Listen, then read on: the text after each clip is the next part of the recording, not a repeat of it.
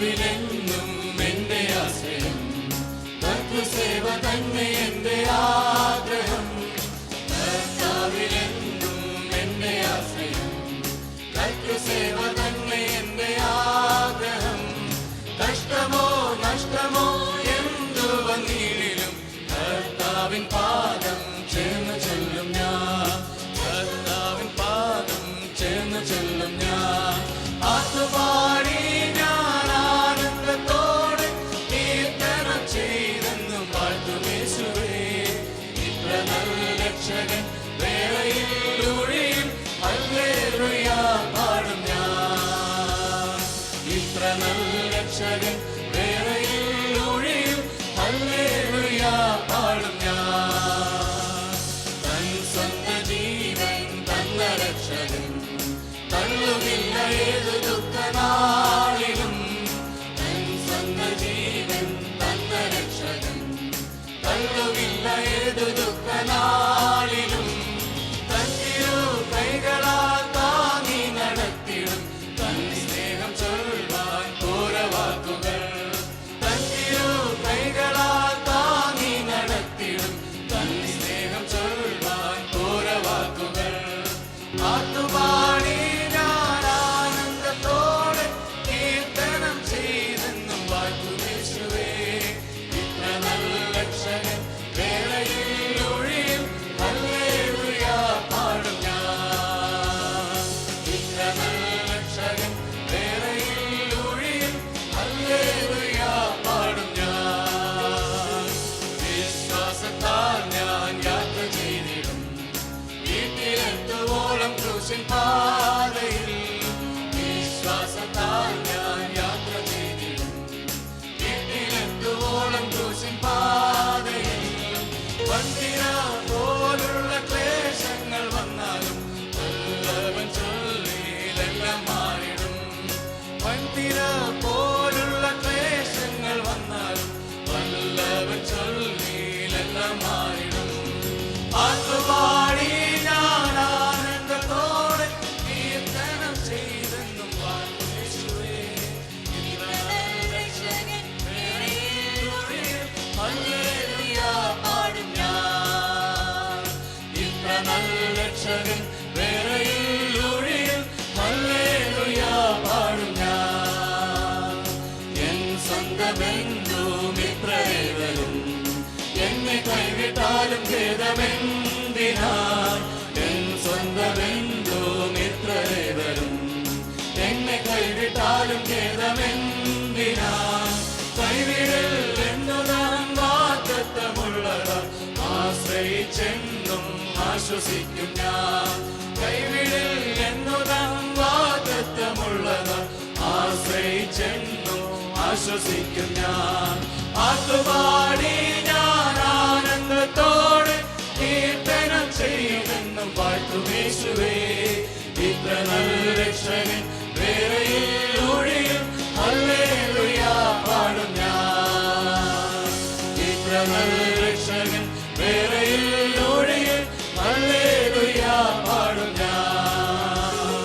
വിശ്വാസം കാത്ത് ഓട്ടമോടിയൻ ആയുസ്സെല്ലാം നല്ല പോൽ നടത്തും ഞാൻ. വിശ്വാസം കാത്ത് ഓട്ടമോടിയൻ ആയുസ്സെല്ലാം നല്ല പോൽ നടത്തും ഞാൻ. പിന്നെയും യേശുവിൻ പാദമണഞ്ഞു ഞാൻ എന്നാളും സ്തോത്ര ഗീതം പാടിടും.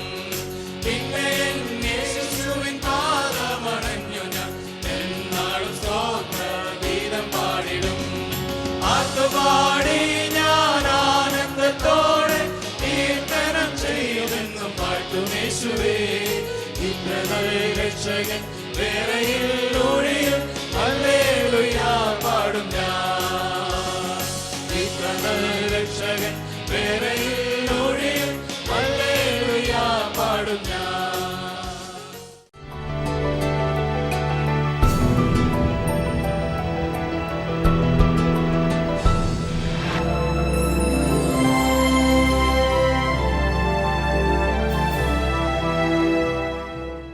കർത്താവിൽ പ്രിയ സഹോദരങ്ങളെ, പ്രാർത്ഥനകൾ ചടങ്ങുകളായി മാറിക്കൊണ്ടിരിക്കുന്ന ഒരു കാലഘട്ടത്തിലൂടെയാണ് നാം കടന്നു പോകുന്നത്. നമ്മുടെ ജീവിതയാത്രയിൽ നമുക്ക് ഇഷ്ടമുണ്ടെങ്കിലും ഇഷ്ടമില്ലെങ്കിലും നിർബന്ധമായി ചെയ്യേണ്ട ചില കാര്യങ്ങളുണ്ട്, ചില നിയമങ്ങളുണ്ട്. അവിടെ നമ്മുടെ ഇഷ്ടാനിഷ്ടങ്ങൾക്ക് പ്രസക്തിയില്ല. ഉദാഹരണമായി, എല്ലാ പൊതുചടങ്ങുകളിലും സിനിമാശാലകളിലും അന്താരാഷ്ട്ര കായിക മത്സരങ്ങളിലും ദേശീയഗാനം ആലപിക്കണമെന്നുള്ളത് ഒരു നിർബന്ധമാണ്. We have to sing the national anthem in theaters, international games, and public functions, irrespective of whether we like it or not. And we sing it, right? Why do we sing it? Because it's a law. We have to obey the law. നമ്മൾ ഇഷ്ടമില്ലെങ്കിലും നമ്മളത് പാടുന്നു. രാജ്യത്തോടുള്ള ബഹുമാനവും സ്നേഹവും ഭക്തിയും പൗരന്മാരിൽ ഉണർത്തുവാനാണ് അപ്രകാരം ദേശീയ ഗാനം ചെറുപ്പം മുതൽ പഠിപ്പിച്ച് ആലാപനം ചെയ്യുന്നത്. Right from our childhood, from the primary school days, we are taught the national anthem, every country. And they have to learn it by heart, and they are made to sing so that solidarity and love for the country is kept up. You may not have any other strings attached to it.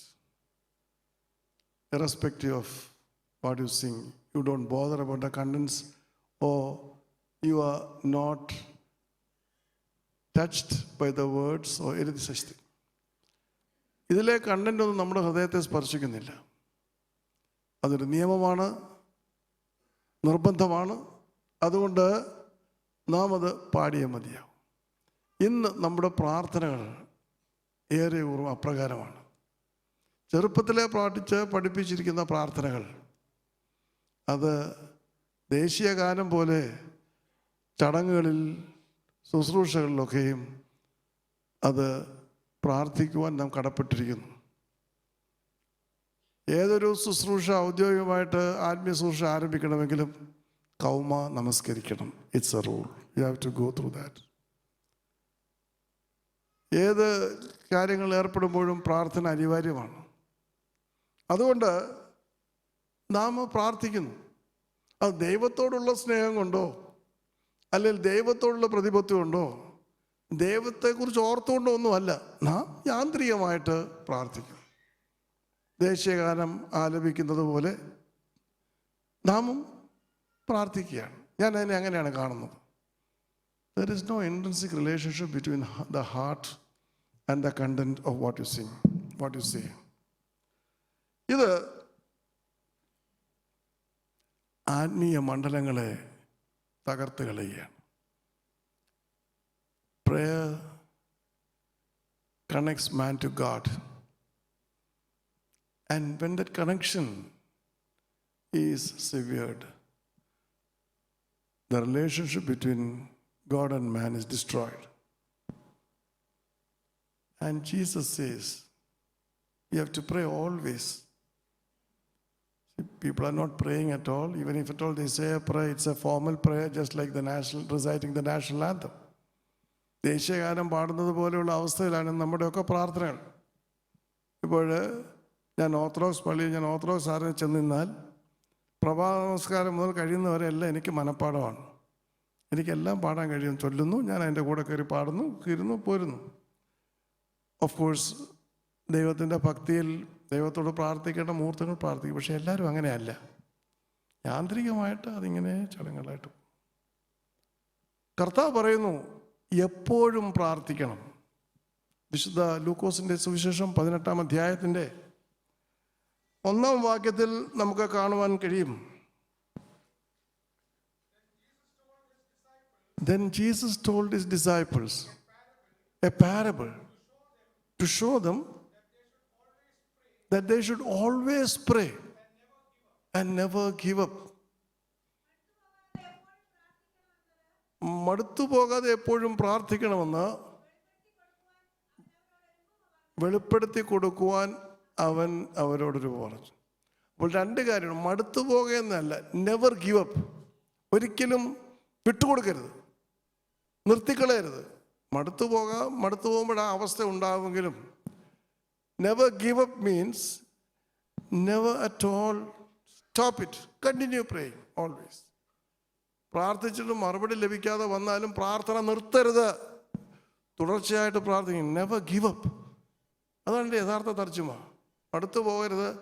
മടുത്തു പോകാതിരുന്നാൽ നമുക്ക് പതുക്കെ പ്രാർത്ഥിക്കാം, പക്ഷെ never give up, ഒരിക്കലും വിട്ടുകൊടുക്കാതെ തോൽവി സമ്മതിക്കാതെ മുൻപോട്ട് പോവുകയാണ്. എപ്പോഴും പ്രാർത്ഥിക്കണം എന്ന് പറയുന്നതിൻ്റെ കാരണം ദൈവത്തോട് സദാ ബന്ധം പുലർത്തണം എന്നുള്ളതാണ്. നാം എത്രമാത്രം പ്രാർത്ഥിക്കുന്നു അത്രമാത്രം നമുക്ക് കർത്താവിൻ്റെ ബലപ്പെടുവാനായിട്ട് കഴിയും, ബന്ധപ്പെടുവാനായിട്ട് കഴിയും.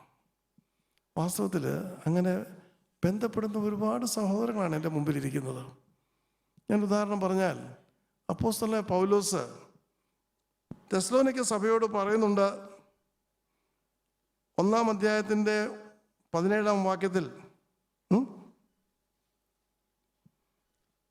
ഇടവിടാതെ പ്രാർത്ഥിക്കുവിൻ. Am I right? Pray without ceasing. Okay? ഇടവിടാതെ പ്രാർത്ഥിക്കണം. ഇത് കർത്താവ് പറഞ്ഞ കാര്യം തന്നെയാണ് അപ്പോസ്തലനായ പൗലോസ് തെസ്സലോനിക്ക സഭയോട് പറയുന്നത്. എന്ന് പറഞ്ഞാൽ എപ്പോഴും പ്രാർത്ഥന നമ്മുടെ ഹൃദയത്തിൽ നിന്ന് ഉയരം. എപ്പോഴും നമ്മൾ പ്രാർത്ഥിച്ചുകൊണ്ടിരിക്കുക എന്ന് പറയുമ്പോൾ മറ്റ് ബാഹ്യ വിചാരങ്ങളിലോ മറ്റ് ബാഹ്യ കാര്യങ്ങളൊന്നും ഇടപെടരുതെന്നല്ല, പത്രം വായിക്കരുതെന്നല്ല, ടെലിവിഷൻ കാണരുതെന്നല്ല, മറ്റ് ഭാര്യയോട് ചോദിക്കുമ്പോൾ ഭാര്യ പറയുന്ന മറുപടി ശ്രദ്ധിക്കാതിരിക്കണമെന്നല്ല. നമുക്കെപ്പോഴും നമ്മുടെ ഉള്ളിൽ ദൈവത്തോട് ഒരു ബന്ധമുണ്ടാകണം. ആ ദൈവിക ബന്ധത്തിൽ നിന്നാണ് നമ്മുടെ എല്ലാ കാര്യവും ഉരുത്തിരിയേണ്ടത്. Keep praying always.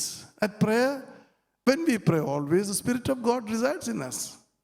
പരിശുദ്ധാത്മാവിൽ നയിക്കപ്പെടുന്ന ഒരു വ്യക്തി എപ്പോഴും പ്രാർത്ഥിക്കുമ്പോഴാണ് ആത്മനിറവിൽ പ്രവർത്തിക്കുവാൻ കഴിയുന്നത്.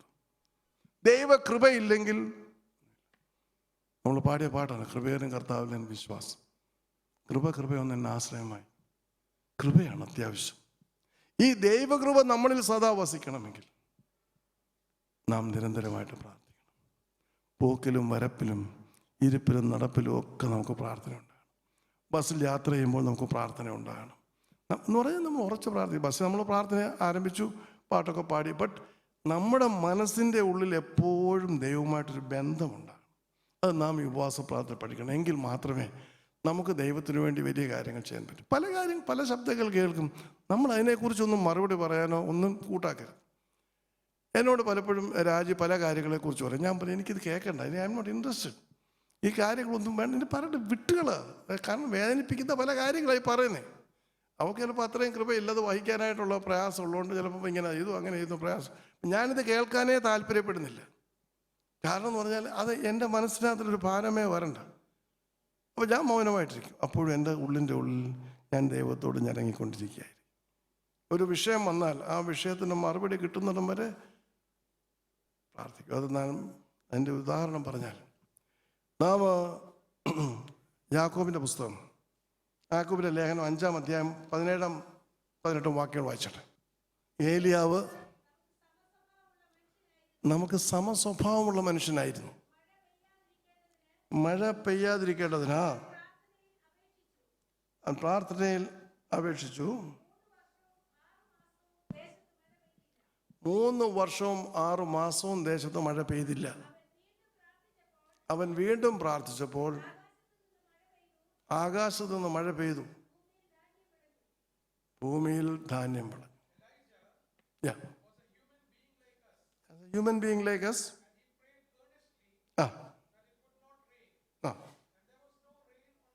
There was no rain on the land for 3 years and 6 months. Then he prayed again. And heaven gave rain. And the land produced abundant crops. Yeah. So here we find a man, he can do two things simultaneously. He can stop the rains and he can make the rains. ഒരു പ്രവാചകന് മഴ പെയ്യിക്കുവാനും പെയ്യിക്കാതിരിക്കുവാനും കഴിയും. ശ്രദ്ധിക്കണം. കാരണം മഴ പെയ്യിക്കണം എന്ന് പറയുന്ന കൃപാവരം ഉള്ളവന് മഴ പെയ്യിക്കാതിരിക്കുവാനും ഉള്ള കൃപയുണ്ട്. ഏലിയാവ് പ്രാർത്ഥിച്ചു. 1 രാജാക്കന്മാർ 17-ാം അധ്യായം 1-ാം വാക്യം വായിക്കുമ്പോൾ അവിടെ നാം കാണുന്നു, ഞാൻ ആരാധിക്കുന്ന ഇസ്രായേലിൻ്റെ യഹോവ സത്യമായി ഞാൻ പറഞ്ഞിട്ടല്ലാതെ ഈ വർഷങ്ങളിൽ മഞ്ഞും മഴയും ഉണ്ടാവുകയില്ല. He tells the king, unless and until I say it won't rain and it won't be having dew. Yes. Yes.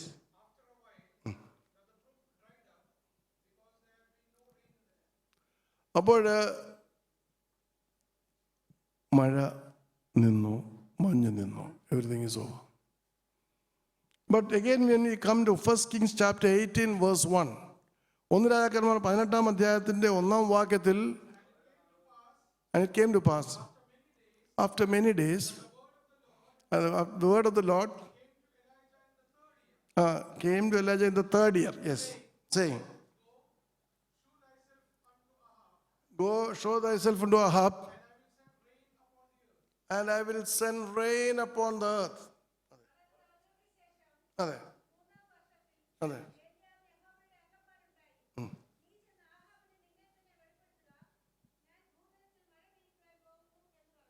അതെ. ദൈവം ഏലിയാവിനോട് പറയുകയാണ്, ഞാൻ ഭൂതലത്തിൽ മഴ പെയ്യിക്കാൻ പോകുന്നു, നീ ചെന്ന് ആഹാബ് നിന്നെ തന്നെ വെളിപ്പെടുത്തുക. 3 വർഷം ഭയങ്കര ക്ഷാമമാണ്. ദൈവം കൽപ്പിച്ചതനുസരിച്ച് ഏലിയാവ് ആഹാബിനെ കാണുവാൻ പോയി. കർമ്മേലിൽ എല്ലാവരെയും വിളിച്ചു കൂട്ടി. ജനം വീണ്ടും ദൈവത്തിലേക്ക് തിരിഞ്ഞു. എന്നിട്ട് ഏലിയാവ് ആഹാബിനോട് പറഞ്ഞു, അതെ, മഴ പെയ്യുവാൻ പോവുകയാണ്. 1 രാജാക്കന്മാർ 18-ാം അധ്യായം 41-ാം വാക്യത്തിൽ കാണുവാൻ കഴിയും, നീ ചെന്ന് ഭക്ഷിച്ചു പാനം ചെയ്യുക, വലിയ മഴയുടെ മുഴക്കമുണ്ട്. So he told Ahab, there is a sign of abundance of rain because God had told him that. And God had told him to speak to Ahab. ദൈവം പറഞ്ഞ കാര്യമാണ് ആരോട് പറയുന്നത്? ആഹാബിനോട് പറയുന്നത്. അപ്പോൾ വലിയ ഇടിമുഴക്കമുണ്ട്. ആ ഇടിമുഴക്കമുണ്ട്. അപ്പോൾ മഴ പെയ്യുവാൻ തക്കവണ്ണം മഴയുടെ മുഴക്കമുണ്ട്. നമ്മൾ യെരൂശലേമിൽ പോകുമ്പോൾ ഈ കർമ്മേൽ പർവ്വതത്തിൽ കാണുമ്പോൾ ഏലിയാവ് ഇരുന്ന സ്ഥലവും അതിൻ്റെ താഴെ എല്ലാം കടലാണ്. കടലല്ല, അപ്പോൾ കടലും അതിനപ്പുറം താഴ്വരയുമാണ്. ഏലിയാവ് പർവ്വതത്തിൻ്റെ മുകളിൽ നിന്നുകൊണ്ടാണ് പറയുന്നത്, നീ പൊയ്ക്കൊള്ളുക, കർമ്മേൽ മലയുടെ മകൾ നീ പൊയ്ക്കൊള്ളുക, മഴയുടെ വലിയ മുഴക്കമുണ്ട്, കാരണം ദൈവം പറഞ്ഞതാണ്. എന്നിട്ട് he told his disciple, അവൻ്റെ ശിഷ്യനോട് പറഞ്ഞു, നീ ചെന്ന് കടലിലേക്ക് നോക്കുക എന്ന് പറഞ്ഞു. അവൻ ചെന്ന് നോക്കിയിട്ട് ഒന്നുമില്ല. ഒന്നുമില്ല. ശിഷ്യർ പറഞ്ഞു, പോയി നോക്ക്, കടലിലേക്ക് നോക്ക്, മഴ വല്ലതും വരുന്നോന്ന്. അവൻ ചെന്ന് നോക്കി, ഒന്നുമില്ല. മഴയുടെ ഒരു ലക്ഷണവുമില്ല. ആരാ പറഞ്ഞ മഴ പെയ്യാൻ പോകുന്നത്? ദൈവം പറഞ്ഞതാണ്. God gave the promise that it's going to rain. But now when he told the king and when he sent his servant and the servant says, I don't find anything in the sea, there is no sign of any rain. And then what happened? വീണ്ടും 7 പ്രാവശ്യം ചെല്ലുക എന്ന് പറഞ്ഞു. അതിനു മുമ്പ് അവൻ ചെന്നു എന്ത് ചെയ്തു? അവന്റെ തല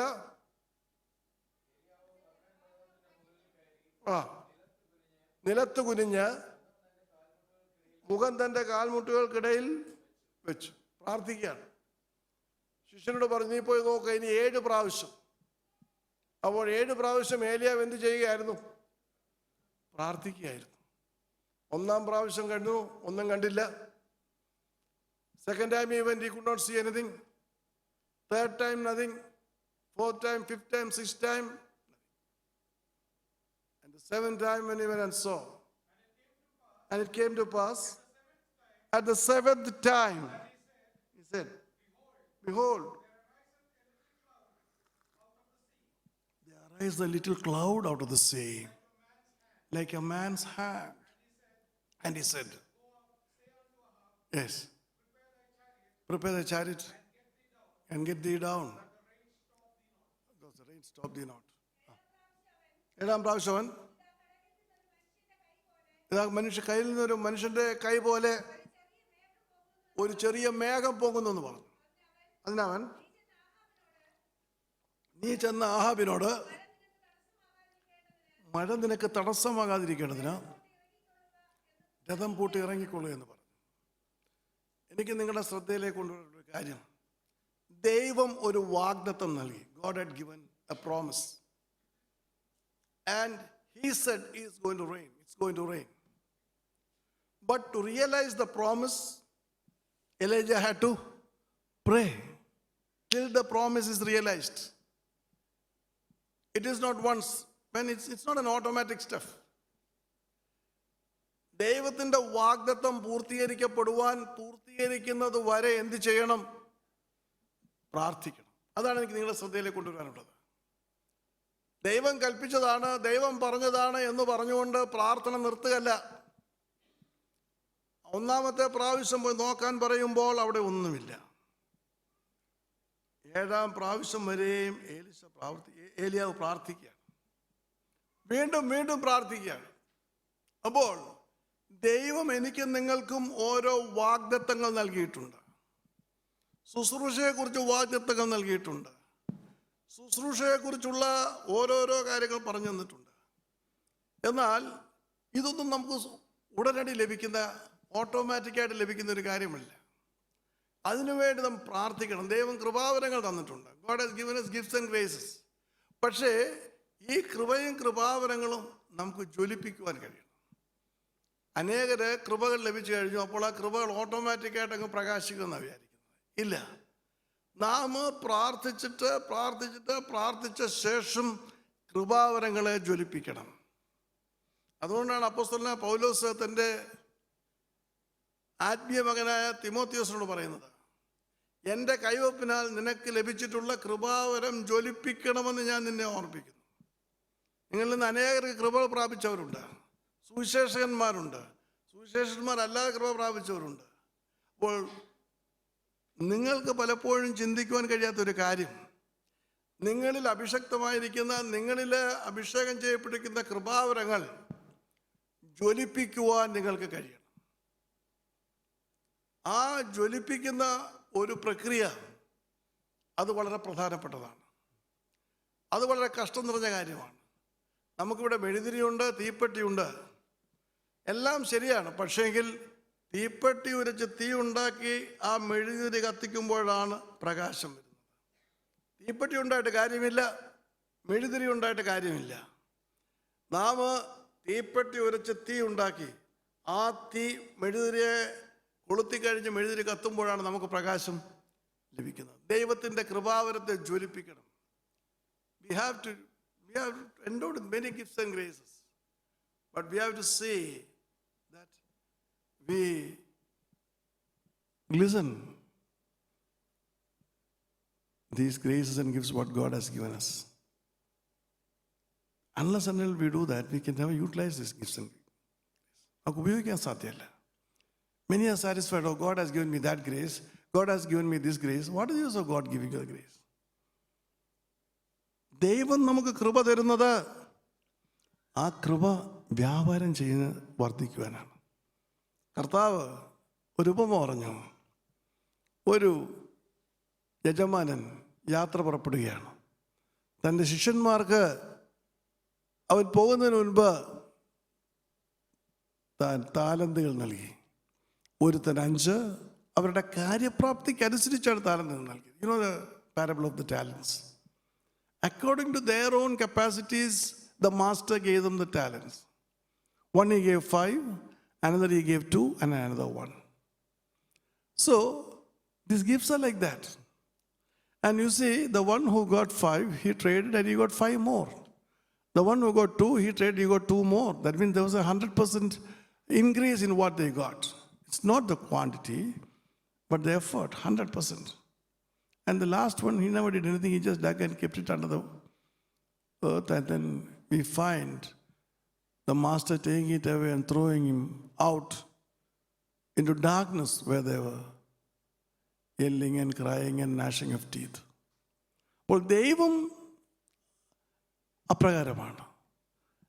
കർത്താവ് പറഞ്ഞ ഉപമയപ്രകാരം എല്ലാവർക്കും അവൻ താലന്തുകൾ വിഭജിച്ചു കൊടുത്തു. ഒരുത്തിന് 5, ഒരുത്തിന് 2, ഒരുത്തിന് 1. ഇത് വ്യാപാരം ചെയ്യണം. എനിക്കും നിങ്ങൾക്കും ദൈവം തന്നിരിക്കുന്ന കൃപകൾ വ്യാപാരം ചെയ്യണം.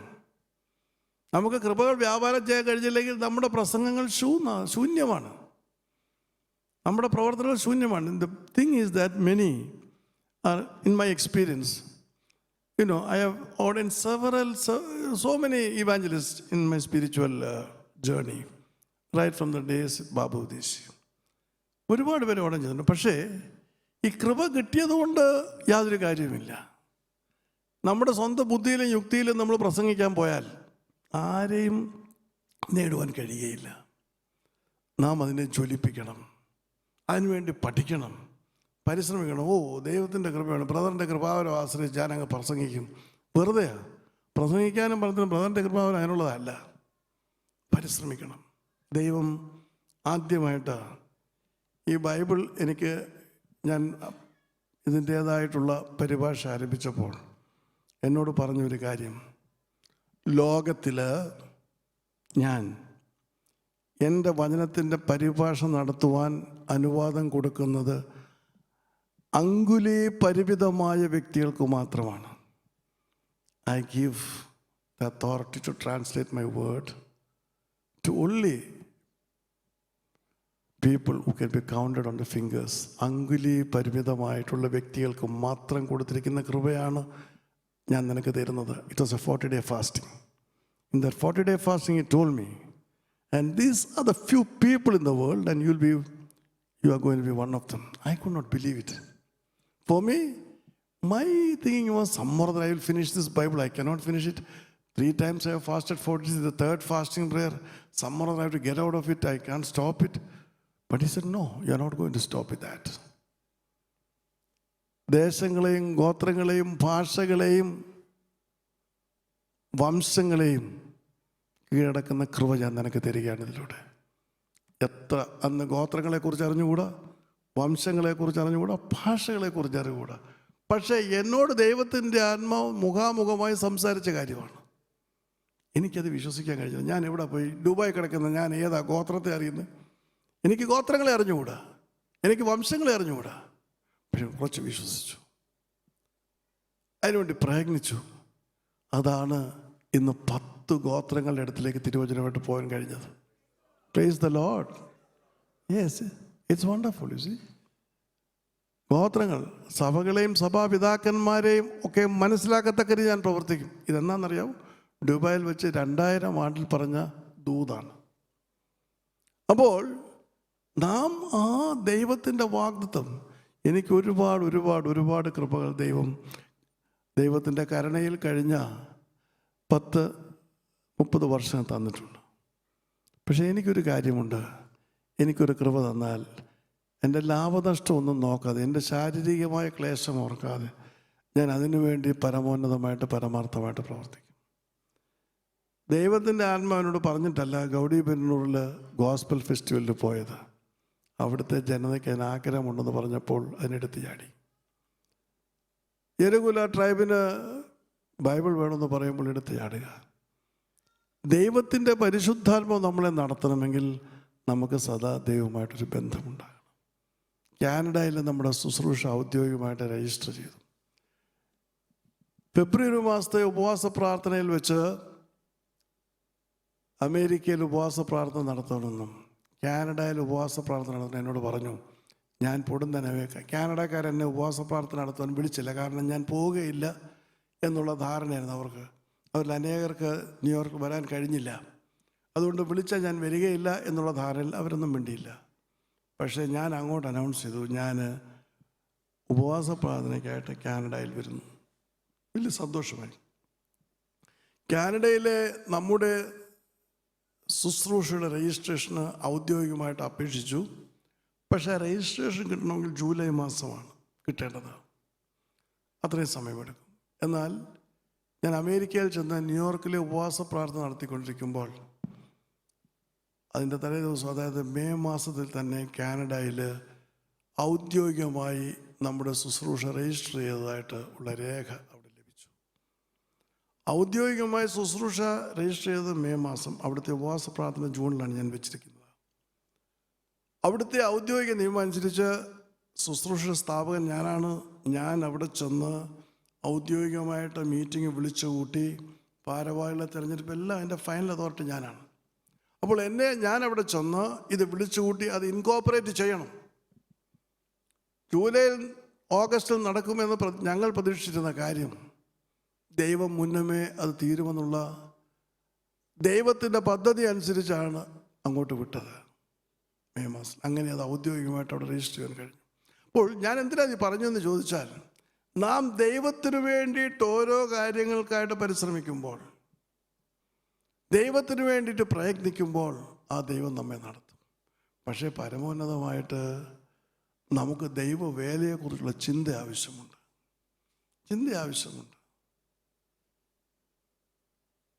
അതിനു വേണ്ടിയിട്ട് നാം പരിശ്രമിക്കണം.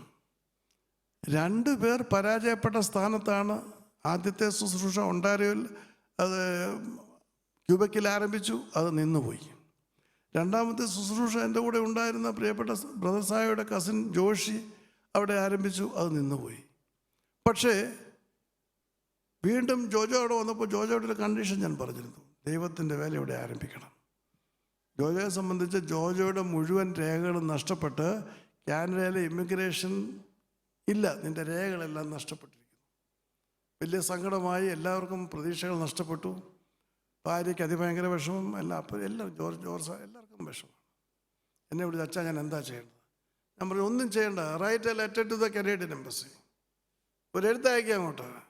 With all the faith I had applied and with all the faith I had submitted the details. And now all my hope and faith is shattered. The hope I had in the integrity of the Canadian embassy is shattered. 3 ആഴ്ച കഴിഞ്ഞില്ല മറുപടി വന്നു. എന്തോ വിസായ്ക്ക് പോയി ഇൻ്റർവ്യൂവിന് പോകാൻ. Your case is lost, your file is closed, we cannot trace it എന്ന് പറഞ്ഞ് തള്ളിക്കളഞ്ഞ കാര്യമാണ്.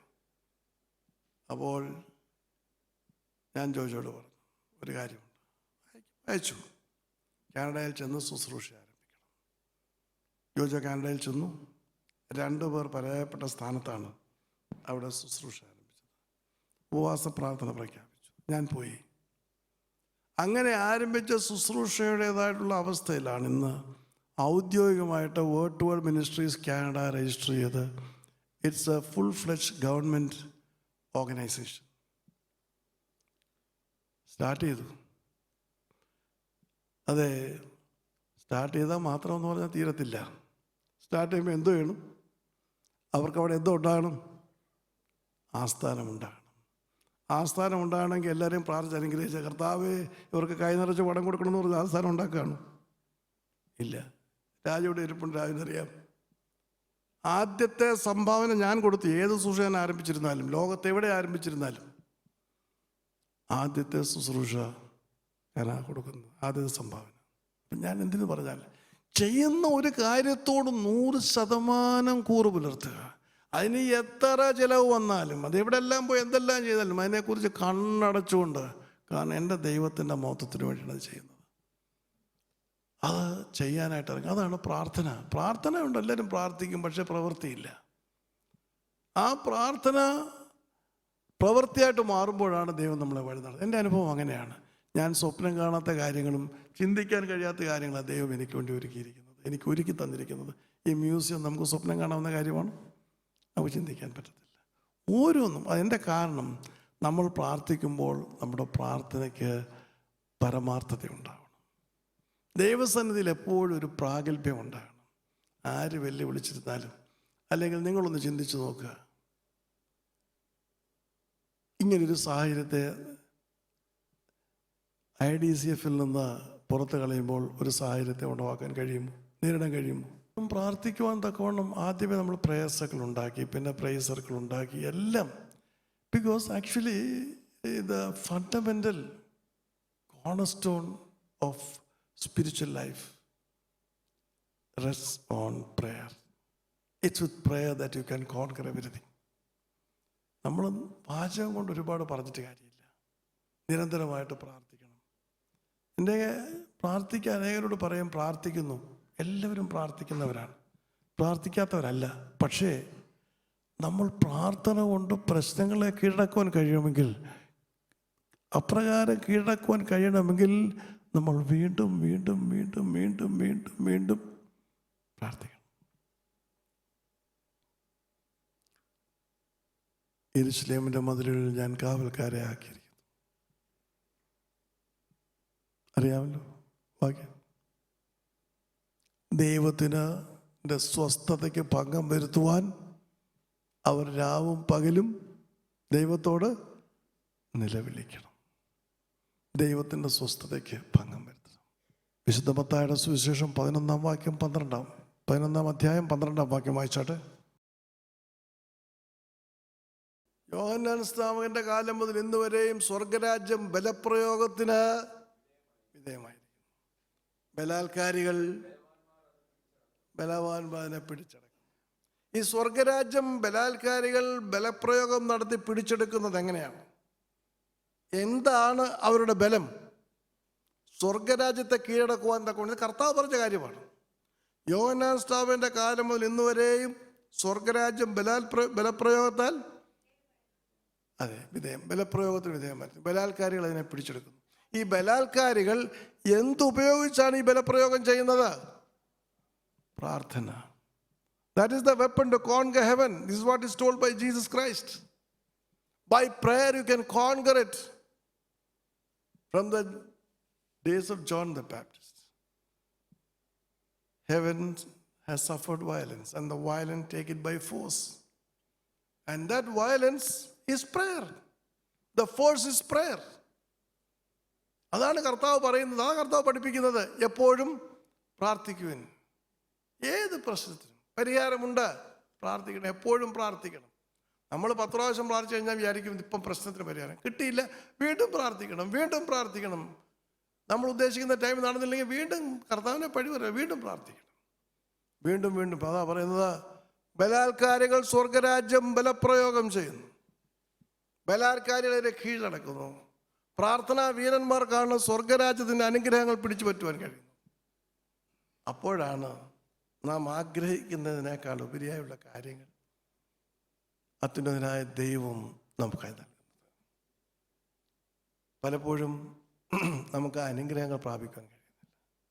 നിങ്ങൾക്ക് കൃപാവരങ്ങൾ നൽകിയിട്ടുണ്ട്, സുവിശേഷകന്മാരുണ്ട്, പലരുണ്ട്, പാട്ട് പാടുന്നവരുണ്ട്, എല്ലാവർക്കും ദൈവം ഓരോ കൃപ നൽകിയിട്ടുള്ളവരാണ്. നിങ്ങൾക്കത് ജ്വലിപ്പിക്കുവാൻ കഴിയാത്തതിൻ്റെ കാരണം നിങ്ങൾക്ക് സ്വർഗരാജ്യം ബലാത്കാരം ചെയ്യുവാൻ കഴിയുന്നില്ല. ബ്രദറിനൊരു ചെറിയ രീതിയിലെങ്കിലും അതിനെ ബലാത്കാരം ചെയ്യാൻ കഴിഞ്ഞ കാലങ്ങളിൽ സഹായിച്ചു. അതുകൊണ്ടല്ലേ ഈ പാട്ട് എഴുതുന്നത്, പാട്ടൊക്കെ എഴുതുന്നത്. എനിക്കേണ്ട പാട്ടിനെ കുറിച്ച് അറിയാവും. പാട്ടിൻ്റെ ഒരു ട്യൂൺ മാറുന്നു പറയുമ്പോൾ ഉടനെ അതേ പാട്ടിനെ വേറൊരു ട്യൂണിലങ്ങ് പാടും. അനുഭവമാണ്, എല്ലാവരും അനുഭവമാണ്. എങ്ങനെയാണ്? ഒരു പാട്ടിൻ്റെ ട്യൂൺ ഇച്ചിരി പോരാ, അതിനെന്നാ പ്രശ്നം? അടുത്ത പാട്ട് ഇപ്പം 10 പാട്ട് ഞാൻ എഴുതിയാൽ 10 പാട്ടിന് വേറെ 4 ട്യൂൺ വേണമെന്ന് 2 ട്യൂൺ അവിടെ വരും, ട്യൂൺ വരും. എന്താ അത്? അതാ ദൈവകൃപ. ബലാത്കാരികൾ സ്വർഗരാജ്യം ബലാത്കാരം ചെയ്യും. എൻ്റെ നിങ്ങളുടെ ആത്മജീവിതത്തിൽ ബലാത്കാരം ഉണ്ടാകണം. It's by prayer that we conquer heaven. God cannot be silent when we pray. He cannot be silent. അവന് മൗനമായിരിക്കാൻ സാധ്യമല്ല.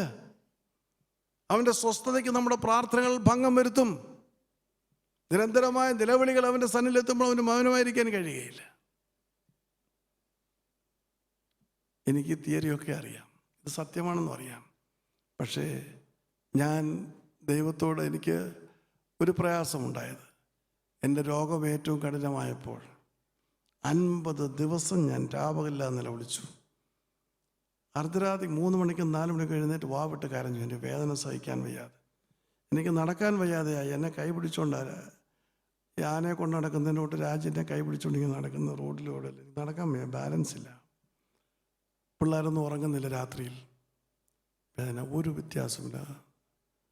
അജയ് എന്നോട് ചോദിക്കുകയോ ചെയ്തു, എന്താ ഇത്രയും പ്രാർത്ഥിച്ചിട്ട് പാപ്പ അനുസരിക്കണം? ദൈവത്തിന് ഇഷ്ടം നടക്കട്ടെ, ദൈവം എന്നെ മറുപടി തരും. ദൈവത്തിന് ഇഷ്ടം നടക്കട്ടെ. അവസാനം കോട്ടയ്ക്കൽ വന്ന് 4-ാമത്തെ ദിവസമാണ് യേശുവിൻ്റെ സ്പർശനം എനിക്കുണ്ടായത്. അങ്ങനെ എനിക്ക് സൗഖ്യം പ്രാപിച്ചു. യേശുവുമായിട്ടൊരു പുതിയ ബന്ധം സ്ഥാപിക്കുവാനിടയായത്. അതെല്ലാം കഴിഞ്ഞ് പിന്നെ മാസങ്ങൾ കഴിയുമ്പോഴും എൻ്റെ മനസ്സിൽ എപ്പോഴും ഉണ്ടായിരുന്ന വിഷമം, ഞാൻ ഇത്രമാത്രം പ്രാർത്ഥിച്ചിട്ട് ദൈവം എനിക്കൊരു മറുപടി തന്നില്ലല്ലോ എന്നുള്ളത് എൻ്റെ ഉള്ളിൽ എപ്പോഴും ഒരു നീറ്റലായിരുന്നു. അത്രമാത്രം ഞാൻ ദൈവത്തെ സ്നേഹിച്ച ദൈവത്തിൻ്റെ കാര്യം നോക്കുമ്പോൾ ദൈവം എന്തുകൊണ്ട് മൗനമായിരുന്നു എന്നുള്ളതൊരു ചോദ്യമായിട്ട് എൻ്റെ മനസ്സിൽ വിശ്വസിച്ചു. എന്നാൽ ചില ദിവസങ്ങൾക്ക് മുൻപ് ദൈവത്തിൻ്റെ പരിശുദ്ധാത്മാവിനെ ബോധ്യപ്പെടുത്തി, ദൈവം തന്നെ എന്നെ ബോധ്യപ്പെടുത്തി. ഞാൻ അപ്രകാരം മൗനമായിരുന്നത് ക്രൂരമായെന്ന് നിനക്ക് തോന്നിയത് എൻ്റെ ഓമന പുത്രനെ നിൻ്റെ അടുക്കൽ കൊണ്ടുവരാനാണ്. Yes, price the lord. Yes, അതൊരു വലിയ പർവ്വമാണ്. കാരണം അവൻ വന്ന് നിന്റെ കാര്യം ഏറ്റെടുക്കണമെന്ന് എനിക്ക് നിർബന്ധമുണ്ടായിരുന്നു. ഞാൻ മൗനമായിട്ട് മാറി നിൽക്കുമ്പോൾ, നിൻ്റെ നിലവിളി കേൾക്കുമ്പോൾ എൻ്റെ ഓമനപുത്രൻ മനസ്സലിഞ്ഞ് തന്നെ നിൻ്റെ അടുക്കൽ വരും. മറ്റേ ദൈവം നോക്കുമ്പോൾ ദൈവത്തോടില്ല. അപ്പോൾ ദൈവം മൗനമായിരുന്നു, പ്രവൃത്തിയില്ല പോന്നു. അപ്പോൾ ആര് വന്നു? യേശു വന്നു. ഒരു പുതിയ ബന്ധം എൻ്റെ ഓമനപുത്രനുമായിട്ട് നിനക്ക് സ്ഥാപിക്കുവാൻ തക്കവണ്ണം ഞാൻ ആഗ്രഹിച്ചു. അതൊരു പുതിയ ബന്ധമാണ്, പുതിയ തലത്തിലുള്ള ബന്ധമാണ്. അപ്പോൾ ദൈവം നാം പ്രാർത്ഥിക്കുമ്പോൾ പ്രാർത്ഥനയ്ക്ക് മറുപടി നൽകും. ആ മറുപടികൾ എപ്പോഴും താമസിച്ചിരുന്നാൽ പോലും അത്യന്തമായ നന്മയിലേക്കാണ് നമ്മളെ വഴി നടത്തുന്നത്. ഇന്ന് നമുക്ക് ആവശ്യം ഈ പ്രാർത്ഥനയാണ്. നമ്മെ നേരിടുന്ന അനേകമായ പ്രശ്നങ്ങൾക്ക്, ശുശ്രൂഷയെ, വ്യക്തിപരമായി ഒരുപാട് problem. There are so many problems. I don't find anything is impossible. Anything is possible. Everything is possible. But you have to pray. പ്രാർത്ഥന കൊണ്ട് അതിനെ കീഴടക്കുവാൻ കഴിയണം. അത് വേദനയുണ്ട്, എൻ്റെ കൃപ നിനക്ക് അതിൻ്റെ ബലഹീനതയെ കഞ്ചി വരും. ആ കൃപ വരും. വേദന ഉണ്ടെങ്കിലും ആ വേദനയെ വഹിക്കുവാനുള്ള കൃപ. എനിക്ക് ഭയങ്കര പൊട്ടലിക്കുവാനാണ്. ആശുപത്രി കോട്ടയ്ക്ക് പോയി കിടന്നു, അത് കഴിഞ്ഞ് വന്നു പലവരും. പക്ഷേങ്കിൽ എൻ്റെ കൃപ നിനക്ക് മതി. അത് നിൻ്റെ ബലഹീനതയിൽ തികഞ്ഞു വരും. അതുകൊണ്ട് രോഗമാകട്ടെ, പ്രശ്നമാകട്ടെ, പ്രതിസന്ധിയാകട്ടെ, അവിടെയൊക്കെയും നമുക്ക് മുൻപോട്ട് പോകുവാൻ കഴിയണമെങ്കിൽ, സ്വർഗരാജ്യം ബലാത്കാരം ചെയ്ത് അനുഗ്രഹങ്ങൾ പിടിച്ചു വാങ്ങാൻ കഴിയണമെങ്കിൽ നമുക്ക് പ്രാർത്ഥനയുടെ ശക്തി കൂട്ടേണ്ടിയിരിക്കുന്നു. പ്രാർത്ഥനയുടെ തവണകൾ കൂട്ടേണ്ടിയിരിക്കുന്നു. പ്രാർത്ഥനയുടെ ദൈർഘ്യം കൂട്ടേണ്ടിയിരിക്കുന്നു. നിരന്തരമായി പ്രാർത്ഥിക്കേണ്ടിയിരിക്കുന്നു. We have to increase the duration of prayer. We have to increase the intensity of prayer. We have to increase the frequency of prayer. We have to conquer. We are praying now. നമുക്കറിയാമല്ലോ, നിരന്തരമായിട്ട് നമ്മൾ കഴിഞ്ഞ 1 വർഷത്തിലധികമായിട്ട് പ്രാർത്ഥിക്കുന്ന വ്യക്തികളെ നമുക്കറിയാമല്ലോ. എല്ലാ പ്രാർത്ഥനയും, എല്ലാ ശുശ്രൂഷകളിലും പ്രാർത്ഥനയെ പടവെട്ടുകയാണ്, വിട്ടുകൊടുക്കാതെ പ്രാർത്ഥിക്കുകയാണ്. നമ്മൾ പ്രാർത്ഥിക്കുക. അപ്പോൾ ബലാത്കാരികൾ സ്വർഗരാജ്യം ബലാത്കാരം ചെയ്യും. വാഗ്ദത്തമുണ്ട്. ഏലിയാവിനോട് ദൈവമാണ് പറഞ്ഞത്, നീ നാഹാബിനോട് പറയും, ഞാൻ ഭൂമിയിൽ മഴ പെയ്യിക്കാൻ പോകുന്നു. ഏലിയാവ് ഭൃത്യനെ വിട്ട് നോക്കാൻ പറഞ്ഞു. മഴയുമില്ല, മഴയുടെ പൊടി പോലും ഇല്ല. നീ 7 പ്രാവശ്യം പോയി നോക്ക്. 7 പ്രാവശ്യവും ഏലിയാവ് പ്രാർത്ഥിക്കുകയാണ്. 7ാമത്തെ പ്രാവശ്യം കടലിൽ നിന്നൊരു കൈ പൊങ്ങി വരികയാണ്. 7 times he was praying, relentlessly praying. He never gave up. That's what Jesus says. Pray always and don't give up. Don't give up. He has to answer. He will answer. ഒരിക്കലും വിട്ടുകൊടുക്കരുത്. പ്രാർത്ഥിക്കുക. നീ വിടുകയില്ല. യബൂക്കിൽ വെച്ച് യാക്കോബ് പ്രകാരം പറഞ്ഞു, നീ എന്നെ അനുഗ്രഹിച്ചല്ല ഞാൻ നിന്നെ വിടുകയില്ല. ഉഷസ്സായി സൂര്യൻ ഉദിക്കുന്നു, ഇല്ല, എനിക്കത് വിഷയമല്ല. അവനെ പിടിച്ചവൻ്റെ കാലുളുക്കി. പക്ഷേ ഞാൻ നിന്നെ വിടുകയില്ല. ഇതെന്താ സംഭവിച്ചത്? അവിടെ വെച്ച് ദൈവം അവനെ അനുഗ്രഹിച്ചു. യാക്കോബിന് ദൈവം ഒരു പുതിയ പേര് നൽകി, ഇസ്രായേൽ. അപ്പോൾ സൂര്യൻ ഉദിച്ചു. അവിടെ പെനിയേൽ എന്നാണ് ആ സ്ഥലത്തിൻ്റെ പേര്. യാക്കോബിൻ്റെ ജീവിതത്തിൻ്റെ കൂരിരുട്ട് മാറി, സൂര്യൻ ഉദിച്ചു. ഇസ്രായേൽ അതേ 1000 കൊല്ലങ്ങളായി ഈ ഭൂലോകത്തിൻ്റെ ഭൂപടത്തിൽ നിലനിൽക്കുന്ന രാജ്യമായി ഇസ്രായേൽ തീർന്നു. തുടച്ചു മാറ്റുവാൻ എത്രയോ വട്ടം ശ്രമിച്ചു.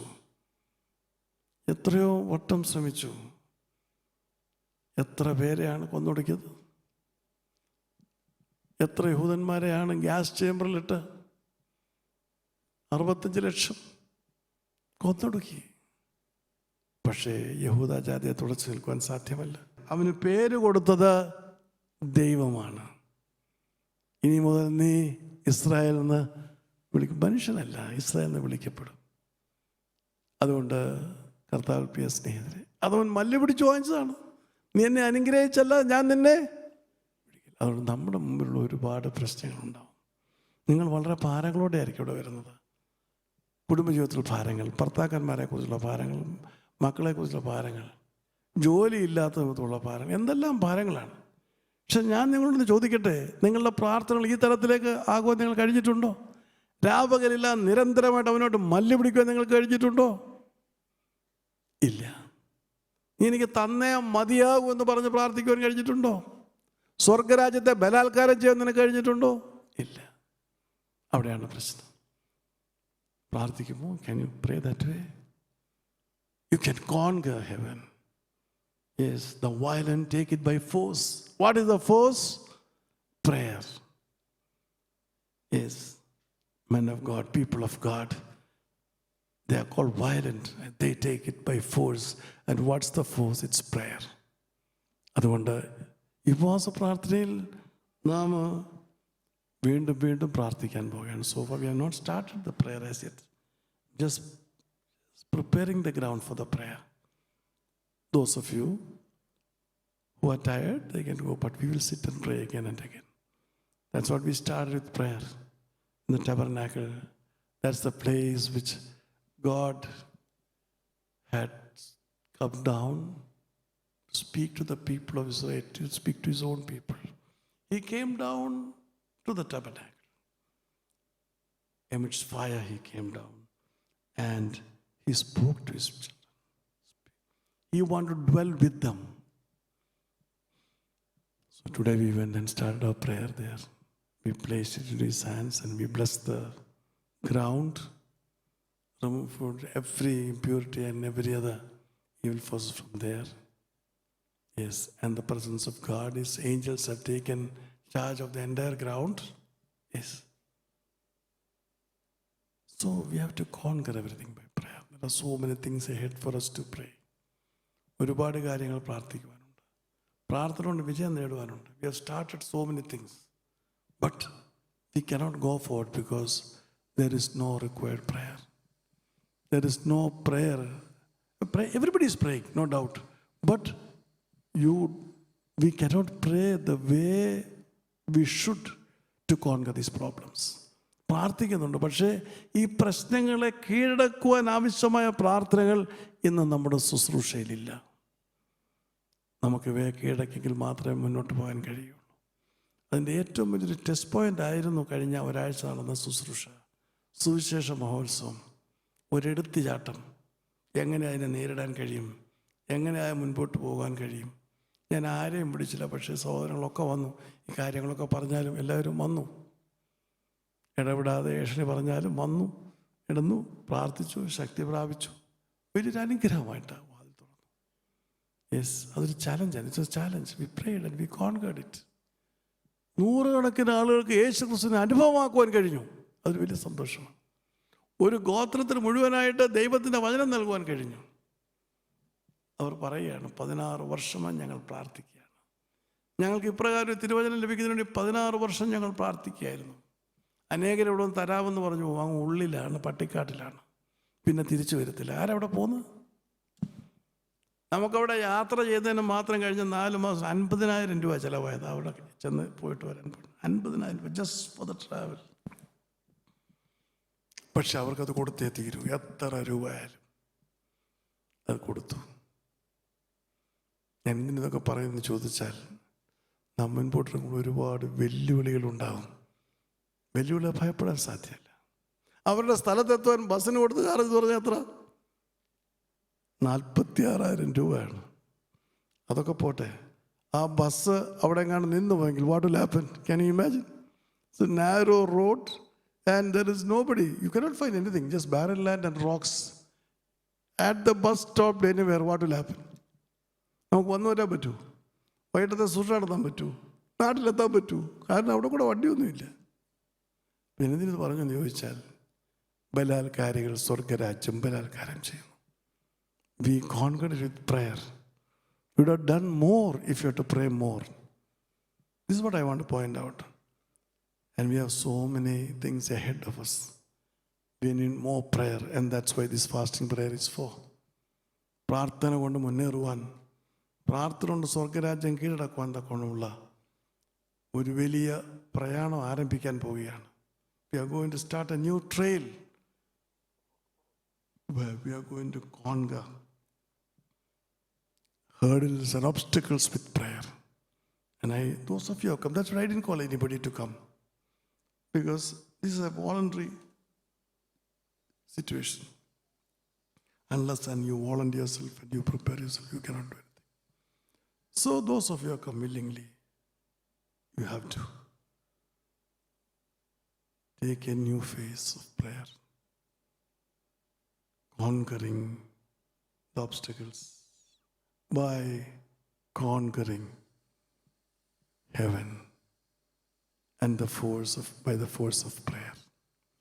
May the Lord bless you for that.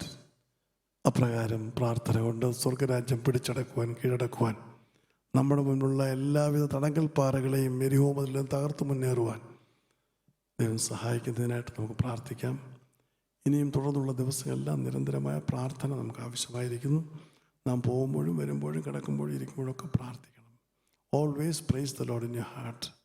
When you say price the Lord in your heart, Satan can never come near you.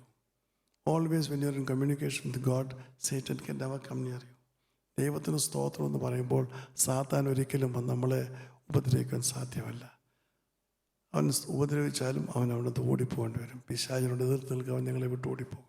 അതുകൊണ്ട് ഒരു പുതിയ പ്രാർത്ഥനയുടെ പുതിയ അനുഭവ പാഠത്തിലേക്ക് ദൈവം നമ്മെ നയിക്കുന്നതിനായിട്ട് നമുക്ക് പ്രാർത്ഥിക്കാം. തലകൾ വണക്കാം.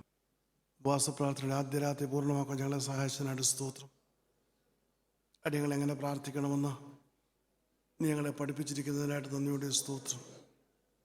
കർത്താവേ, ജാഗ്രതയോടെ പ്രാർത്ഥിപ്പാൻ, എപ്പോഴും പ്രാർത്ഥിക്കുവാൻ, ഇടവിടാതെ പ്രാർത്ഥിക്കുവാൻ ഞങ്ങളെ സഹായിക്കണമേ. ബലാത്കാരികൾ സ്വർഗരാജ്യം ബലാത്കാരം ചെയ്യുന്നു.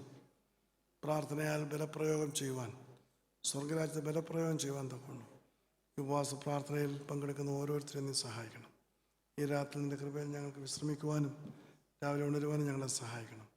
സർവ്വവും സ്വലവും തിരുനാമത്തിൻ്റെ മോചനത്തിനായി തീരുവാൻ ഇടയാക്കി അനുഗ്രഹിക്കുകയും ചെയ്യണമെന്ന് യേശുവിൽ അപേക്ഷിക്കുന്ന കൃപയുടെ കേൾക്കുമാറാണമേ. ദൈവത്തിൻ്റെ സ്നേഹത്തിൻ്റെ കൃപയും പരിശുദ്ധാത്മാവിൻ്റെ സംബന്ധവും സുവാസവും നമ്മോട് പ്രാചീന എല്ലാ വിഷയങ്ങളും ഇപ്പോഴും എന്നെ കൊണ്ടായിരിക്കുമാറാകട്ടെ.